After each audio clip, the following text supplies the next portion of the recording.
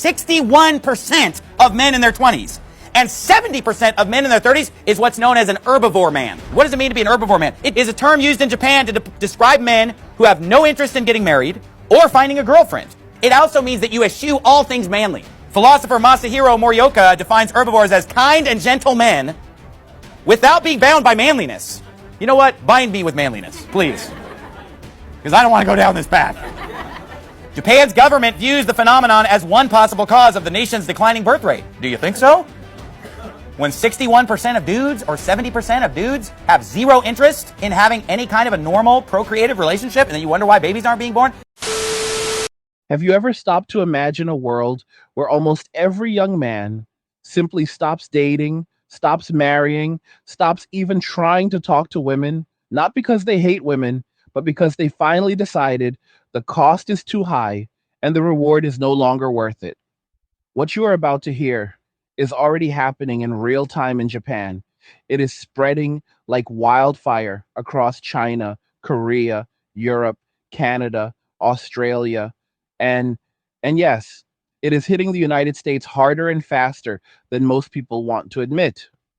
By the time you reach the end of this script, you will understand exactly why millions of men have quietly walked away, why they say they are never coming back, and most importantly, why the same women who spent decades telling men to leave them alone are now panicking and begging those same men to return because the consequences of getting exactly what they demanded are finally here. If you want more raw, unfiltered, angry guy content, the moment it drops, smash that like button right now. Share this video with every man you know who needs to hear the truth. Subscribe and hit the notification bell, and make sure you select all so you never miss a single upload. While you are down there, go check out Angry's Crypto Academy. The link is in the description. Everything you need to learn how to buy, sell, trade, and protect your assets in the crypto space so you can keep building and safeguarding the wealth you work so hard for. And if these videos are hitting home for you and you want to keep the angry guy fueled up and making more of them, you can buy me a Red Bull through the link in the description. Every can keeps the fire coming. Let me take you to Japan first, because Japan is the laboratory, the canary in the coal mine, the place where this story has already played out so clearly that the rest of the world is now copying the exact same script, almost scene for scene. In Japan, there's been a rise in what we call soushoku keidanshi, which literally translates to herbivore man. It refers to very shy, very passive guys, as opposed to nikushoku keidanshi, or carnivore men, who are much more aggressive. There are also mixes of this. A few years ago, the Japanese government released numbers that made even the most optimistic economists stop and stare. Annual births dropped below 800,000 for the first time in recorded history. And demographers started running the math forward.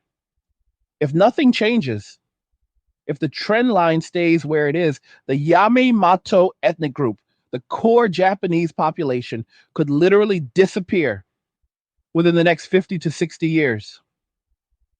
That is not angry guy hyperbole. That is the quiet, calm projection from the National Institute of Population and Social Security Research. Entire bloodlines, centuries of culture, thousands of years of history gone because young people stopped having children. And the scary part is that the drop is not slowing down. It is accelerating. Now, the government tried everything you would expect. They threw money at young families. They expanded daycare. They ran public campaigns telling people it was their patriotic duty to get married and have kids. In 2022, they went all in on one of the biggest soft power pushes I have ever seen. They took an anime called Spy X Family, a cute show about a fake family that accidentally becomes real. And they turned it into a nationwide propaganda campaign for marriage and children. Billboards everywhere, train stations wrapped in advertisements, entire shopping districts covered top to bottom with posters of the happy cartoon family. Real estate companies, banks, construction firms, anyone whose profits depend on a growing population, they all poured money into the marketing because they understood that without new households, there are no new mortgages, no new furniture sales, no new schools. They needed young men and women to start pairing up again. The campaign was beautiful, it was clever, it was everywhere, and it failed completely. Birth rates kept falling, marriage rates kept falling. Young men looked at the posters, shrugged, and went back to their apartments to play single player games and eat cup noodles in peace. Survey after survey started painting the same picture. 70% of Japanese men in their 20s do not have a girlfriend. 40% have never even been on a date. When researchers asked why, the number one answer was not "I hate women." It was not "I cannot find anyone." The top answer was "dating is mendokusai," which translates roughly as too much trouble, too much hassle, too much effort, too much risk for too little reward. And that answer kept showing up again and again. Mendokusai. In high schools, the culture flipped completely. Boys who admitted they had a girlfriend were mocked and bullied by their own friends.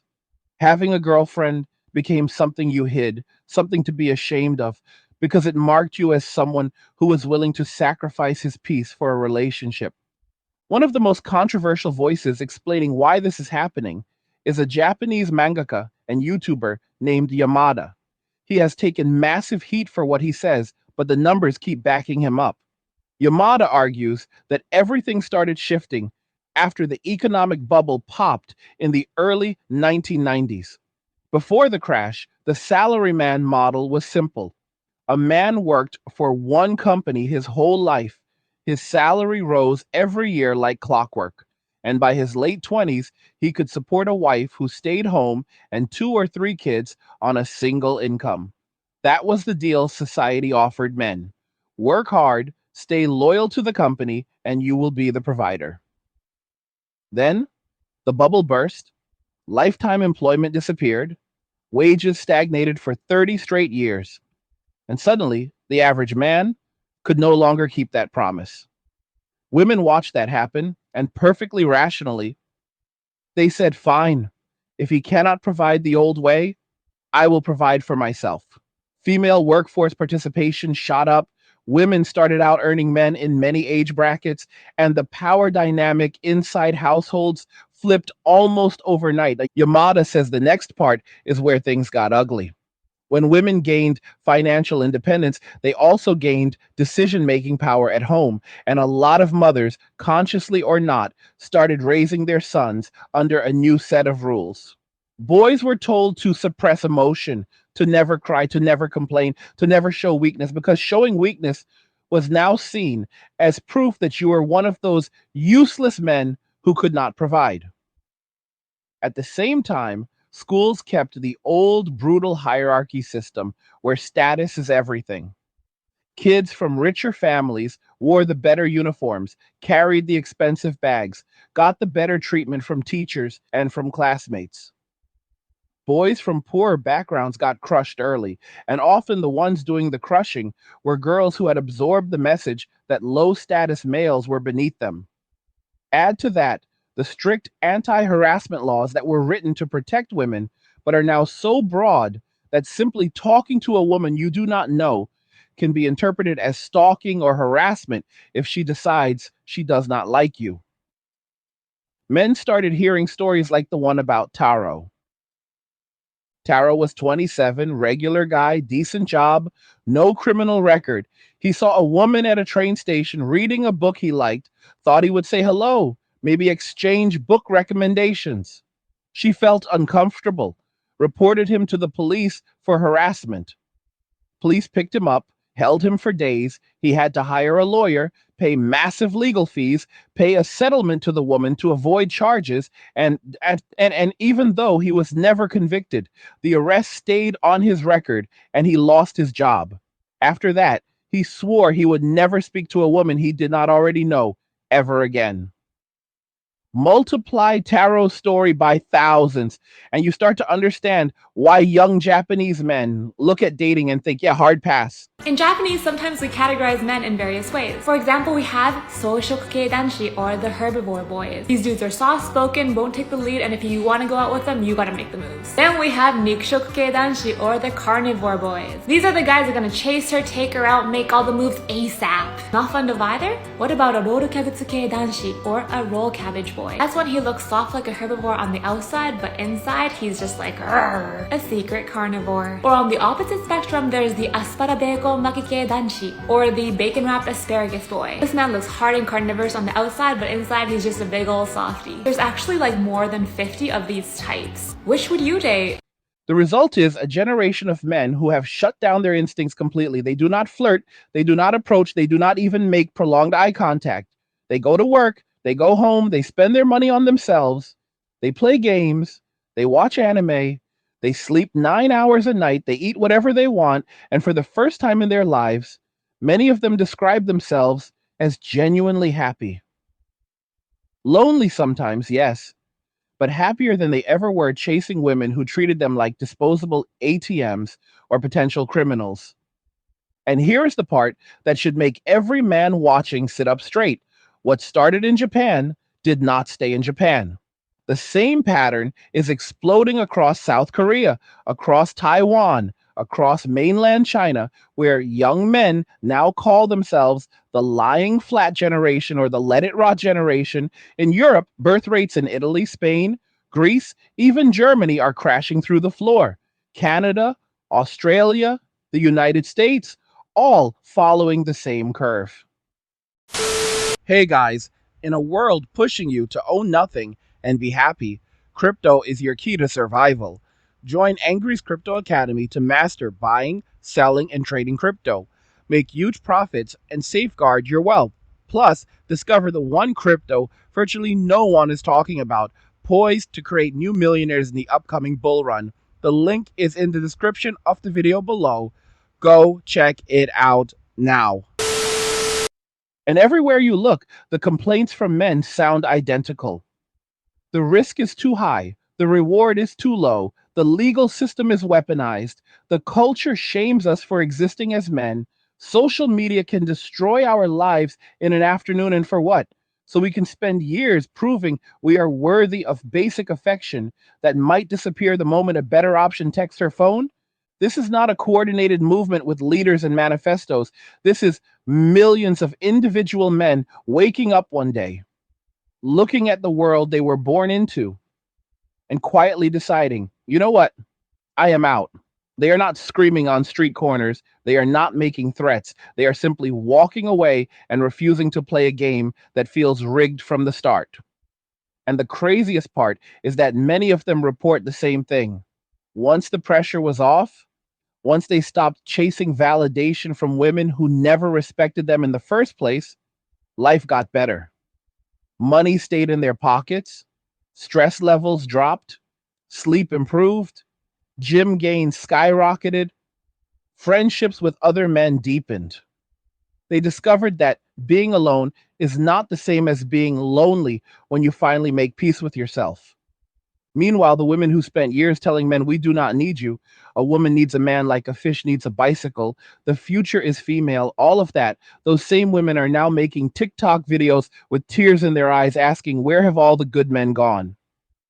They are writing articles with headlines like the end of men, and then turning around and complaining that men will not approach them anymore.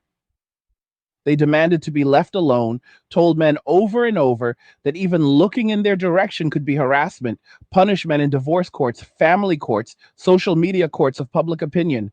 And now that men finally listened and left them alone, they are shocked to discover that life without male attention, male provision, male protection is a lot harder than the slogans made it sound. I want to be very clear here because I know how this can sound. This is not about hating women. This is not about punishing women. This is about men finally choosing themselves after decades of being told they were disposable, defective, toxic, unnecessary. Men looked at the deal on the table, looked at the risks, looked at the way masculinity itself was turned into a dirty word, and they said, no, thank you. And once they walked away, They discovered something the propaganda never told them. Life on the other side of that decision is pretty damn good. Now, let me slow the camera down and walk you through exactly how we got here, because this did not happen overnight. This was not one big event. This was death by 1,000 cuts stretched across 40 years. And every single cut was celebrated at the time as progress. It started in the universities and the media rooms in the late 1980s and early 1990s. The message was subtle at first. A real man does not need to be the sole provider anymore. A real man supports his wife's career. A real man does the dishes and changes diapers without being asked. All of that sounded reasonable on paper, and most men nodded and said, "Sure, I can do that." What they did not realize was that the goalposts were not moving. They were being sawed off the ground and carried away entirely. By the late 1990s, the messaging flipped from partnership to replacement. You started hearing phrases like women can do and in anything men can do but better, or the end of men, or who needs men when we have sperm banks and government programs. Every sitcom dad became a bumbling, overweight, incompetent moron who was lucky his smarter, hotter wife had not left him yet. Every commercial showed men as the butt of the joke. Boys growing up in the 2000s and 2010s absorbed that imagery with their breakfast cereal. They learned before they even hit puberty that being male was something to apologize for. Then the legal system got weaponized in ways most people still do not fully grasp. Family courts turned into wealth transfer machines where a man could work 80 hours a week for 20 years, come home one day to an empty house and a note that said, "I am not happy anymore," and then be ordered to pay his ex-wife for the rest of his life while seeing his own children 4 weekends a month if he was lucky. False accusations became a winning strategy because the standard in family court is not beyond a reasonable doubt. It is whatever the judge feels like that day. Men started doing the math and realizing that marriage was the worst financial investment most of them would ever make. Prenups started getting thrown out by judges who called them coercive. The message rang out loud and clear. If you marry, you are betting half your net worth plus decades of future income that she will never get bored or find someone more exciting. Most men looked at those odds and quietly folded their cards. Then social media arrived and turned the volume up to 11. A woman could post a 30-second clip of a man saying literally anything, add dramatic music and text overlays that say, "Creepy man harasses me at the gym," and that man's life could be over before dinner, jobs lost, friends ghosting, family turning away, all because a stranger online decided he looked at her for 2 seconds too long while she was wearing leggings that left nothing to the imagination and filming herself doing hip thrusts for internet points. Men started hearing those stories every week, and they adapted the only sane way possible. They stopped looking, stopped talking, stopped approaching, stopped risking. The rule became simple: do not be the guy in the video. And just like that, cold approaching died. Street photography died. Casual conversation with strangers died. Men learned that the safest move was no move at all. At the same time, dating apps turned the sexual marketplace into a brutal stock exchange where the top 10% of men got 90% of the attention and the rest were invisible. Women, flooded with endless options, started treating average men like spam emails, swipe left, next, next, next. The price of a first date went from a cup of coffee to a 3-course dinner plus cocktails, because if Chad was willing to pay it, why should she settle for anything less? Men started noticing that even if they did everything right, even if they made 6 figures, hit the gym 5 days a week, dressed sharp, had good photos, the odds of getting more than a flaky maybe were still microscopic. And when they did finally land a date, half the time she brought a friend for safety or spent the entire evening texting other guys under the table. The juice stopped being worth the squeeze. Then came the "Are We Dating the Same Guy" groups, private Facebook pages where women post photos of men they went on one coffee date with, along with accusations ranging from "he texted too much" to "he is a walking red flag" to "I heard from a friend of a friend that he once raised his voice in 2017. No evidence required, no chance to defend yourself, just instant guilty verdict and permanent social death sentence shared with thousands of women in the city. Men started finding out they were blacklisted before they even knew the woman's last name. The apps, like the T and others, did the same thing on a national scale. One bad date, one disagreement, one moment where you failed to read her mind perfectly, and your name, face, workplace, and dating history were broadcast to every woman within 100 miles. Men looked at that reality and said, yeah, I am good. Layer on top of all that the constant messaging from schools, from corporations, from government PSA campaigns that masculinity itself is the problem. Toxic masculinity, fragile masculinity, patriarchal masculinity, every adjective negative. Boys in school getting suspended for playing tag because it is too aggressive. Boys getting lectures about how even noticing that a girl is pretty can be harassment. Boys being told that their natural energy levels are a disorder that needs to be medicated into compliance. By the time these boys became men, they had spent 2 decades being told that the very things that make them men, strength, competitiveness, protective instincts, sexual desire, all of it were either broken or dangerous. And then society turned around and asked why they stopped trying to date. The irony would be hilarious if it was not so tragic. So when men started walking away, it was not some collective temper tantrum. It was the most rational response possible to a system that spent decades telling them in 1,000 different ways that they were not wanted, not needed, and not safe. They listened to what they were being told. They believed women when women said, "We do not need you." They believed the courts when the courts showed them the price of commitment. They believed social media when it showed them how fast a life can burn. And they made the one choice still left to them. They opted out. And here is the part nobody on the legacy media wants to say out loud. Most of these men are not miserable. They are not sitting in dark rooms crying into their protein shakes. They are calmer than they have ever been. Their bank accounts are growing. Their apartments are quiet. Their friend groups are tighter than ever because they invest in other men now. They travel when they want. They eat steak 3 nights a week if they feel like it. They sleep 8, 9, 10 hours without someone nagging them about taking the trash out. They play Elden Ring on the hardest difficulty, and nobody tells them video games are for losers. They lift heavier, run faster, read more books, learn new skills, start side businesses, stack crypto, buy gold, whatever makes them feel alive. For the first time in their adult lives, many of them have something they never had before: peace. And peace, my friends, is highly addictive. Once a man tastes real peace, once he realizes that the constant background anxiety of trying to keep a woman happy is gone, going back feels like volunteering to put the handcuffs back on. And on women can sense this shift. That is why you are seeing the panic content explode across TikTok and Instagram right now. Women in their late 20s and early 30s making video after video with the same script. Where are all the good men? Why won't men approach anymore? I dress nice and smile, and still nobody talks to me. Dating is so hard for women now.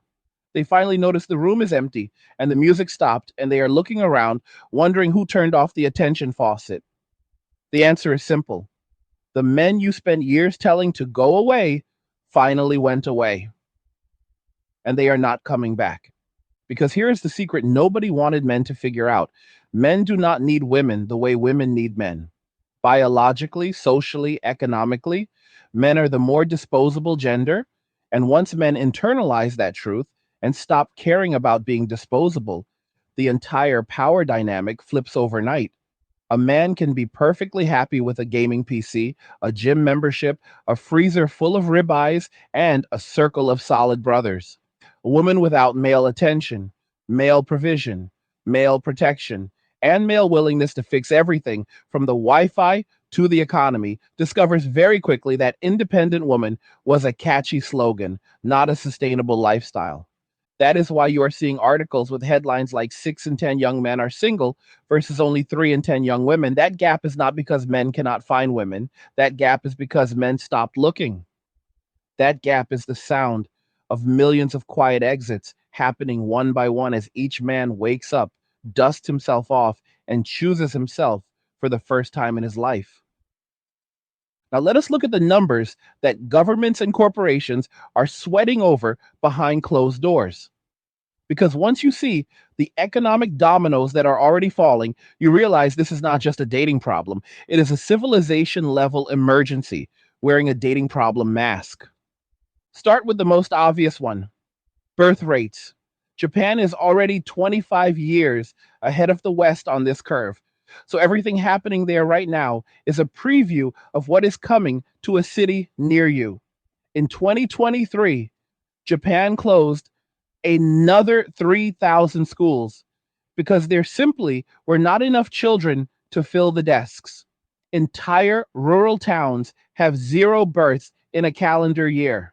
Real estate prices in the countryside are collapsing because nobody under 50 wants to move there and nobody over 50 can sell.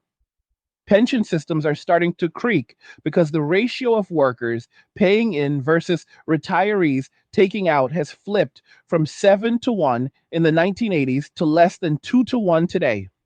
By 2040, it will be 1 to 1 in many prefectures. Think about that. Every working person supporting one retiree on top of themselves. That is not sustainable. That is Greece level crisis territory. Except Japan has almost no immigration to paper over the gap. South Korea is actually worse. Their fertility rate is now 0.72 children per woman. That is not a typo, 0.72. To keep a population stable, you need 2.1. At 0.72, you lose 70% of the next generation. In 25 years, their elementary school population will be one-third of what it is today. Their military is already shrinking recruitment pools so badly that they lowered the minimum height and weight standards and are now debating mandatory service for women just to keep the numbers up. Companies like Samsung and Hyundai are staring at a future where they will have fewer workers than machines to run and no domestic consumer base to buy the products those machines make. That is why the Korean government just announced a $100,000 cash bonus for any woman who has a third child. They are literally paying 6 figures per baby because the normal incentives no longer work. Back in Japan, the government tried something even more desperate in 2024.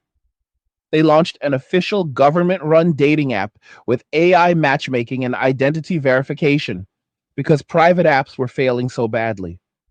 They spent millions on marketing, made it free, and still only a tiny fraction of young people signed up. Why? Because the men looked at it and said, great, now if it goes wrong, the government itself has my personal data and her complaint on file. Participation stayed microscopic, another expensive failure. The United States is not immune. We are just 10 to 15 years behind the curve. American fertility hit its lowest recorded level in 2023 and kept falling in 2024 and 2025. The only thing masking the drop is immigration, and even that is slowing.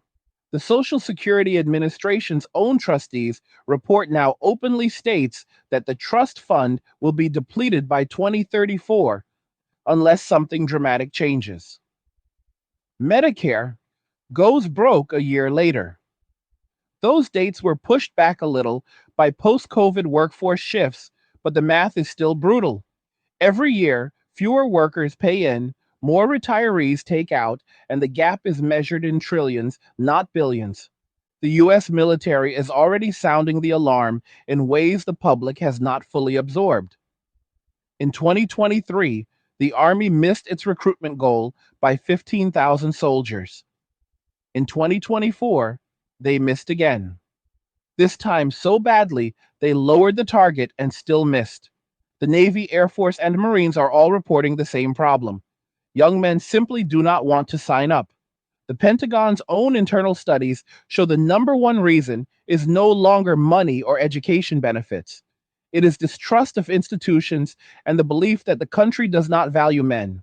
When recruiters call, a shocking number of mothers now answer the phone and say, "My son is not dying for a country that calls him toxic."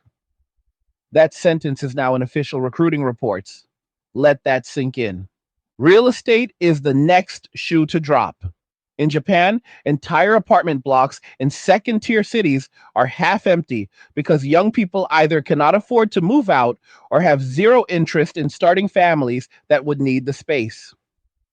Developers who built for the 1980s population boom are now bulldozing brand new condos because maintenance costs more than resale value.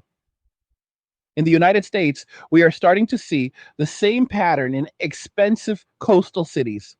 San Francisco, Seattle, New York, Boston, all watching their under 40 population shrink as men refuse to lock themselves into six-figure mortgages just to play the maybe she stays game. Why buy a three-bedroom house if you are never going to fill the bedrooms? Why take on a 30-year debt for a family that society spent decades telling you is optional at best and oppressive at worst? Corporate America is quietly panicking for a different reason. Consumer spending is heavily driven by women, but the money women spend is disproportionately earned by men and transferred through dating, marriage, or government programs. As more men opt out of dating and marriage, that transfer slows down. Luxury handbags, high end cosmetics, destination weddings, Instagram vacation economy, all of it takes a hit when men stop functioning as walking ATMs. Companies that market to single women in their 30s are already noticing the shift. Sales growth is flattening. Some categories are declining for the first time in decades. The people who sell overpriced candles and Wine Mom's merchandise can feel the ground moving under their feet. Tax revenue is the silent killer nobody talks about on cable news. Governments at every level, city, state, federal, run on the assumption that men will keep getting married, having 2.3 kids, buying bigger houses, bigger cars, paying the bulk of the income tax, and then dying before they collect much Social Security. Break any one of those assumptions, and the budget math collapses. When men stay single, live in small apartments, drive paid off cars, max out 401ks, and die at 85 with money still in the bank, the state loses decades of expected revenue. Cities that funded teacher pensions and sports stadiums by assuming endless population growth are suddenly staring at structural deficits they cannot fix without massive cuts or massive tax hikes. Guess who is not volunteering to pay more to fund a system that spent his entire life telling him he was the problem? The recruitment crisis in blue collar trades is already here.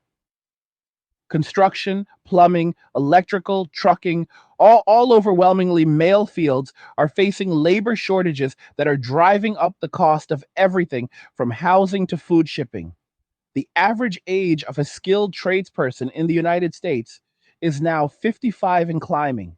The pipeline of 18-year-olds willing to work with their hands for 40 years is drying up because those jobs were sold to young men as the path to providing for a family. When the family part of the deal disappeared, so did the motivation. You cannot shame a man into 12-hour days in the mud if the reward at the end is no wife, no kids, and half his paycheck gone in taxes to pay for people who called him privileged. Japan is now debating a 4-day work week for the entire country, not because they love work-life balance, but because they literally do not have enough young workers to keep the current system running. Over time, culture is dying because there is nobody left to do the overtime. Robots are being rushed into nursing homes and factories, but robots do not pay taxes, do not buy houses, do not have babies. Every solution they try just kicks the can a few years down the road while the population pyramid turns into an upside down triangle. And here's the part that should chill every policymaker to the bone. None of the traditional incentives are working anymore. free daycare, tax credits, baby bonuses, government dating apps, subsidized housing for young families. None of it moves the needle. Japan has tried all of it. Korea is trying all of it. Hungary threw $150 billion at pronatal policies over a decade and barely nudged the birth rate. Men are not saying, I want more money. They are saying, I want a society that does not hate me for existing. Until that changes, no amount of cash fixes the problem. Now we step into the part nobody in the mainstream wants to say out loud, because once it is said, the illusion is shattered for good. When enough young men decide that traditional citizenship is no longer a good deal, society does not just slow down. It begins a controlled demolition that lasts decades. And the people who spent years cheering the demolition suddenly discover they were living in the building the whole time. The first thing that collapses is the marriage industrial complex.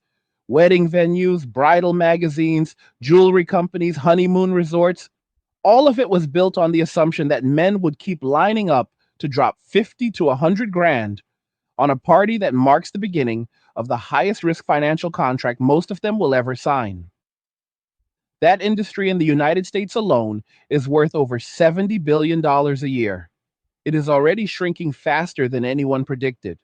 In 2024, the average wedding cost hit $35,000, but the number of weddings dropped again. Venues that used to book 2 years in advance are now begging for Saturday dates 6 months out. Bridal shops are closing. Jewelers are pushing right-hand rings and self-love diamonds because men stop buying the 2-month salary engagement rocks. The entire ecosystem that depended on male simpery is entering hospice care. Next comes the dating industrial complex. Apps like Tinder, Bumble, Hinge, and the rest were valued in the tens of billions because men kept swiping and paying for premium features in the hope of one decent conversation. As more men delete the apps and refuse to pay, revenue is flattening. Tinder's parent company already reported its first year-over-year decline in paying users in 2024. Stock analysts are quietly rewriting models because the infinite growth story only works if men keep showing up with credit cards. When half the men walk away, the business model dies. The apps will pivot to selling women premium safety features and background checks. But women do not pay at the same rate men do. The golden goose just flew the coop. Cities are already starting to feel the gender split in real time. Walk through any major downtown on a Friday night in 2025, and you can see it with your own eyes. Bars and clubs that used to be packed with groups of men looking for women are now 80% female. Women show up in large friend groups, order overpriced cocktails, take selfies, and leave, wondering why nobody approached them. The men are at home, or at the gym, or at private poker games, or at fight night watch parties with 20 other guys and a projector. They are not sad about it. They are not missing it. They are saving $300 a weekend and waking up without hangovers. The nightlife economy is bleeding out, and the people who own those bars are starting to panic. Universities are next in line, and this one is going to hurt. For the last 15 years, women have made up 58 to 60% of college students. Administrators assumed the trend would level off. Instead, the gap is widening. In 2025, the incoming freshman class at many large state schools is approaching 65% female in some programs. Why? Because young men looked at $100,000 in debt for a degree that gets them a job where they are told their masculinity is toxic, and they said hard pass. They are going to trade school, learning HVAC, welding, electrical, plumbing, or they are starting online businesses, learning sales, crypto, e-commerce, software, whatever pays faster and keeps them away from HR departments run by people who hate them. The trades are already paying starting salaries that beat most entry-level white-collar jobs, and the gap is growing.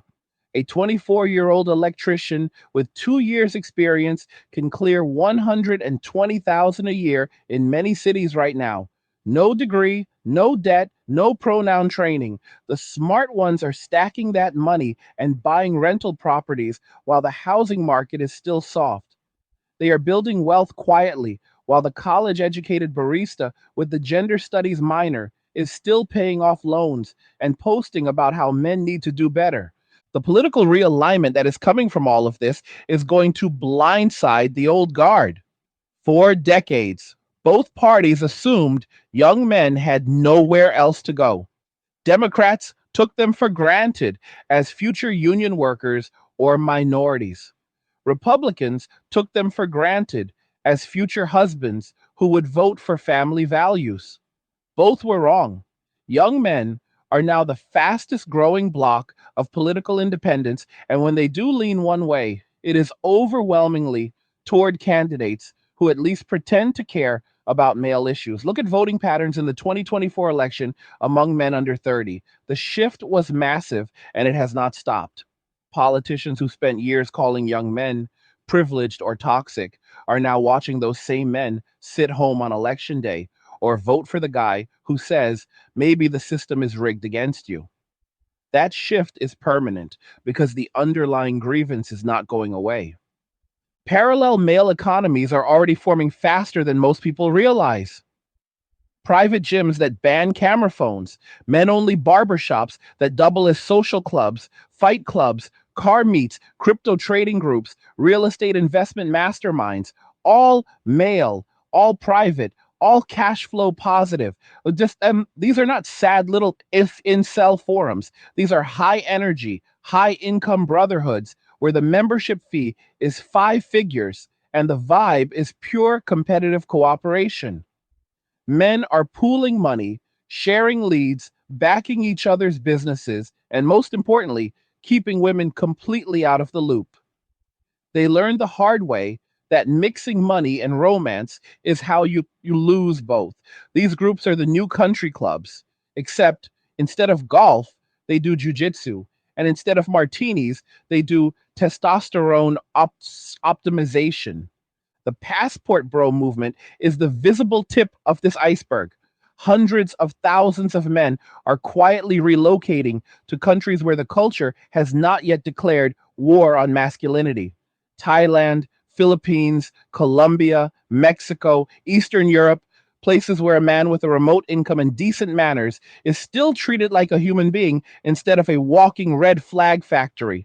Real estate investors in those countries are seeing a flood of single men in their 20s and 30s buying condos cash, learning the language, building local friend groups, and living better on $2,500 a month than they ever did making 6 figures back home. They are not going there to exploit anyone. They are going there because they finally found places where peace is still for sale at a reasonable price. Back in the West, the gender bitterness is reaching levels that would have been unthinkable 10 years ago. Women in their peak dating years are now openly competing with women 5 to 10 years older because the men their age have checked out. Dating app data shows women 25 to 34 are matching with men 35 to 45 at record rates because the younger men simply are not there. The wall is no longer a meme. It is a demographic reality, and it is moving faster than anyone predicted. Women who spent their 20s chasing the top 5% are hitting 30 and discovering the top 5% always had options and now have zero reason to settle. The panic content on social media is not going to slow down. It is going to get louder and more desperate every year as the math gets worse. The most underreported story right now is the explosion in male only living arrangements. Men are buying houses together, 4 or 5 high earning guys, one mortgage split 5 ways, each with their own floor or wing, shared gym in the basement, 85-inch TV, walk-in fridge full of ribeyes and protein powder. They pay the house off in 7 years instead of 30, then buy the next one. They call them Brotherhood compounds or legacy houses. They are popping up in every major city and most suburbs. Real estate agents who figure out how to market to these groups are making fortunes. The guys inside are living better than most married men with children and have money left over to invest. Marriage minded women see these compounds on TikTok and lose their minds because they finally understand the competition is no longer other women. The competition is peace, brotherhood, and financial freedom. The final act is already written in the demographics. By 2035, the average Western country will have more women aged 25 to 39 than men in the same bracket. That has never happened before in recorded history outside of wartime. Not a single bullet fired, not a single bomb dropped, yet the gender ratio flips because men simply refuse to play the game that was bleeding them dry. Cities that spent the last 30 years marketing themselves as girl boss paradises, Portland, Seattle, Austin, Denver, Atlanta, Toronto, Melbourne, Berlin, are about to discover what happens when the tax base is 70% female, earning 30% less on average, and the men who used to subsidize everything are living 2 hours away in cash paid compounds or on another continent entirely. Downtown real estate in those cities is already softening. The luxury two-bedroom condo that sold for $900,000 in 2021 is now sitting on the market at $750 and still not moving because the buyer pool is single women making 80 grand a year staring at a mortgage that eats 60% of their take-home pay. The men who used to co-sign or pay cash are gone. Commercial real estate is worse. The office towers that banks financed, assuming endless white collar growth, are half empty. The ground floor retail that depended on after work crowds of men buying overpriced cocktails for women they barely knew is boarding up. Entire city centers are on the cusp of turning into daytime only government and nonprofit zones surrounded by nightlife that caters almost exclusively to women and the 10% of men still willing to pay the cover charge. The consumer debt economy is the next domino. Women hold roughly 70% of consumer debt outside of mortgages. Credit cards, student loans, buy now, pay later plans, all of it. That debt was sustainable when male earnings could be transferred through dating, marriage, or divorce settlements. When the transfer stops, the default rates climb. We are already seeing it in the data. Credit card delinquencies among women aged 25 to 34 hit a 15-year high in 2025. Retailers that target women, Sephora, Lululemon, Ulta, high-end fast fashion, are quietly raising return thresholds and cracking down on serial refunders because margins are razor thin and the old model of infinite male-funded spending sprees is dying. The malls that were already on life support are not coming back. Tax revolts are coming, and they will be led by single men with no dependents. Right now, the top 10% of male earners pay roughly 70% of all income tax in the United States. A huge chunk of that money goes to programs that disproportionately benefit women and children. Medicaid, food stamps, child tax credits, subsidized housing, the entire welfare state. As more high earning men stay single, childless, and politically awake, the phrase no representation without taxation starts sounding less like a meme and more like a battle cry. When those men realize they are funding a system that spent their entire lives calling them the problem, the willingness to keep writing the check evaporates. We saw the first preview in 2024 when several red states tried to expand child tax credits and got pushback from committees dominated by single male legislators who asked very politely why they should pay extra for other people's lifestyle choices when no one ever paid for theirs. That pushback is going national, and it is only the opening salvo. The trades bubble is going to make the tech bubble look quaint. By 2030, the average plumber in a major metro will clear $300,000 a year after expenses. Electricians who specialize in solar and EV charging stations are already booking 2 years out.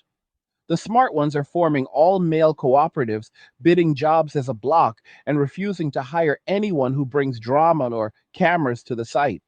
They are buying fleets of trucks cash, renting warehouse space, and training the next wave of 18-year-olds who looked at college and laughed. The money in those trades is so good that guys who are making 200 grand in tech are quitting to go learn welding because the hours are better, the politics are non-existent, and nobody can fire at you for a private tweet. The trades are becoming the new aristocracy, and they know it. Male separatist zones are already forming in real time. Central Idaho, eastern Tennessee, the Texas Hill Country, parts of Montana and Wyoming, areas with low population density, cheap land, and zero interest in pronoun policies.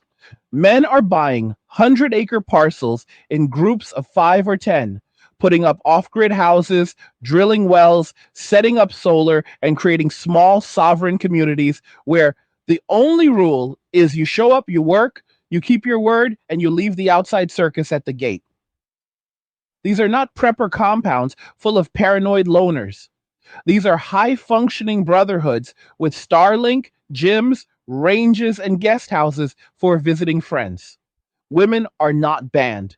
They are simply not central to the plan. A woman can visit, but she cannot move in unless every single man votes yes. And that vote has never once been unanimous. These zones are quiet, they are legal, and they are growing faster than any census can track because nobody is required to report anything. The military recruitment crisis is going to force a reckoning nobody is ready for. By 2032, the United States Army is projected to be 25% under authorized strength, even after lowering standards to the floor. The same story is playing out in Canada, the UK, Germany, Australia. When the volunteer pool dries up because young men no longer feel any duty to a country that spent their childhood telling them they were the problem, governments have 3 choices: conscription, massive pay incentives, or scaling back global commitments. Conscription is political suicide in the current climate. Pay incentives are already failing because money is not the issue. Respect is that leaves scaling back. The era of the West policing the world with endless expeditionary forces is ending, not because we lost a war, but because the men we need to fight those wars looked at the deal and said no thanks. The most delicious irony is watching the very institutions that spent decades declaring men obsolete now begging those same men to come back. Universities are rolling out men-only STEM scholarships. Dating apps are testing lower prices for male users. Politicians who built careers on male bashing are suddenly talking about the boy crisis. Corporations are creating male resource groups and mental health initiatives targeted at men. It is too late. The trust is gone. You do not get to spend 40 years telling a generation they are defective and then act surprised when they believe you and build a life that does not include you. The new social contract being written by men is brutally simple. We cooperate with those who cooperate with us. We invest in those who invest in us, and everyone else can figure it out on their own. That contract has no room for entitlement, no room for ingratitude, and no room for people who spent years celebrating the destruction of male spaces while demanding male resources. Men are not asking for permission anymore. They are not asking for forgiveness. They are not asking for anything. They are building, stacking, lifting, earning, protecting each other, and enjoying the first real peace most of them have ever known. And the craziest part, society will not end. It will just be different. Smaller in some places, richer in others, quieter, calmer, less dramatic. The noise will fade. The birth rate will keep falling until it stabilizes at whatever level the remaining cooperative people decide is worth it. Cities that bet everything on female consumer spending will shrink or repurpose. Rural areas that welcome productive men will boom. Entire industries will die. New ones will be born. Wealth will concentrate in fewer, happier hands. This is not revenge. This is not punishment. This is the natural consequence of breaking a deal and then acting shocked when the other side walks away from the table. Men were told for decades, you are not needed, you are not wanted, you are the problem. They listened, they left, and now the world gets to live with the results. So tell me in the comments, do you see this playing out where you live? Are the men around you walking away, going silent, building something new?